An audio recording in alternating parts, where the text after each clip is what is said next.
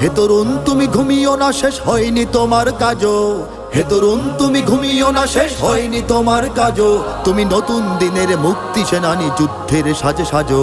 তুমি বাঁচাও তোমার জাতি, তুমি সাজাও তোমার দেশ। তুমি এ প্রজন্মের মুক্তি যোদ্ধা, যুদ্ধ করো না শেষ। তুমি বাঁচাও তোমার জাতি, তুমি সাজাও তোমার দেশ। তুমি এ প্রজন্মের মুক্তি যোদ্ধা, যুদ্ধ করো না শেষ।